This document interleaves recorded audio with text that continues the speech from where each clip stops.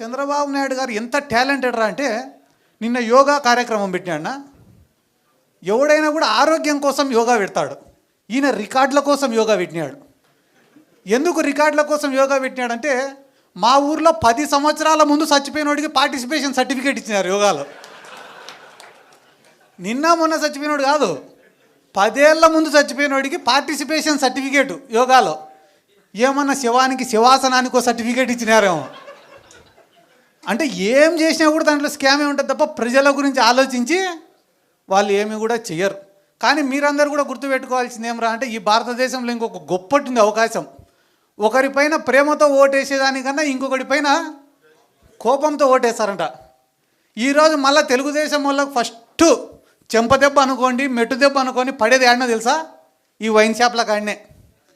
ఒరే వైన్ షాపులు వచ్చినాయి, ఇంకా మన గల్లాపేట నిండుతుంది, మన జోబులన్నీ నిండుతాయని అందరు వేసినారు ఆ టెండర్లు. నీకు 10 రూపాయలు ఇచ్చినాయి అనుకో, ఇద్దరిని తినమంటే ఎంత తింటాడు? ఒక్కొక్కడు 5 రూపాయలు తింటాడు. కానీ 10 రూపాయలు ఇచ్చి 10 మందిని తినమంటే ఒక్కొక్కరికి 1 రూపాయి వస్తుంది. ఈరోజు ఒక నియోజకవర్గంలో 10 బెల్ట్ షాపులు, 10 వైన్ షాపులు పెట్టినారు. ఫస్ట్ తెలుగుదేశం వాడిది అనేది తెలుగుదేశం కార్యకర్తలే, వేరే ఎవడిది అన్నాడు.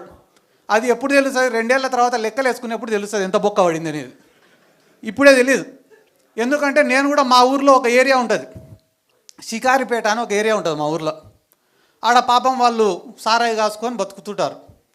జగన్ సార్ గవర్నమెంట్లో ఇట్లా సారాయి గాయడం తప్పని చెప్పి కేసులు పెడితే దాదాపుగా 700 ఓట్లు ఉంటాయన్నాడ.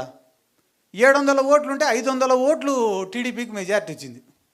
నేను అడిగినా, ఏరా ఇన్ని పథకాలు ఇచ్చినారు, ఈ మీరందరూ పేదరికంలో ఉంటే కూడా ఇన్ని స్కీమ్లు ఇచ్చినాడు జగన్ సారు, ఏరా 500 మెజార్టీ ఇచ్చినారా మీరు టీడీపీ వాళ్ళకంటే, అన్న మమ్మల్ని సారాయి కాసుకొనిలే, అందుకే మేము బెయిలే ఈసారి అంతా మూకుమ్మడిగా టీడీపీకి వేసినాము అన్నారు. సర్లే మొన్న ఒక కోర్టు వాయిదా ఉంటే పోతేనే పలకరించేదానికి వచ్చినారు. ఏరా ఇప్పుడు ఈ గవర్నమెంట్లో సుఖంగా ఉండారా అని. అంటే ఊర్లోనే ఎవరం లేమన్నా అని. ఎందుకు రా అంటే 99 రూపాయలకే మందు దొరుకుతా అంటే ఇంకా సారాయి తాగేటోడు ఎవడన్నా. అంటే నువ్వేం తప్పు చేయాల్సిన అవసరం లే, ఉన్న ప్రభుత్వమే వాడి నెత్తి మీద వాడే టోపీ పెట్టుకునే రోజులు దగ్గరలోనే ఉండయి. ఇక్కడ ఉన్న వాళ్ళకి చాలా మందికి కూడా నేను చెప్పేది ఏమరా అంటే, ఏమీ లేని కుటుంబాల నుంచి వచ్చి కష్టపడి ఎదిగిన వాళ్ళు ఉన్నారు, రాజకీయ నేపథ్యం నుంచి వచ్చిన వాళ్ళు ఉన్నారు, పేదరికంలో ఉన్నా కూడా ప్రజల పక్షాన పోరాడి వచ్చిన వాళ్ళు ఉన్నారు, నిజాయితీగా ఒక పార్టీనే నమ్ముకొని ఒక నాయకుడిని నమ్ముకొని పైకి వచ్చిన వాళ్ళు ఉన్నారు, బాగా మాట్లాడే వక్తలు ఉన్నారు. కాబట్టి అన్ని రకాల వాళ్ళు ఇక్కడే ఉన్నారు. కాబట్టి అందరికీ నేను చెప్పేది ఒకటేనా, చాలామంది నాయకుల్ని చూసినాం ఇప్పటి వరకు.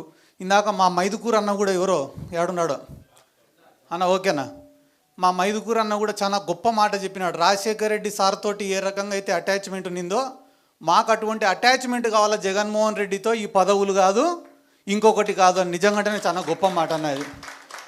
ఎందుకంటే మేము కూడా పనిచేసే జగన్ సార్ ఎప్పుడైనా కూడా శబాష్ అని చెప్పి భుజం తడితే చాలు తప్ప వేరే పదవి కూడా మేము ఎవరం కూడా ఆశించడం లేదు. ఎందుకంటే ఆయన పైన ఇష్టంతోనే అందరం కూడా పనిచేస్తున్నాం. ఎందుకంటే నాకు కూడా చాలా ఉదాహరణలు చెప్తారన్న రాజశేఖర రెడ్డి సార్ దగ్గర నుంచి.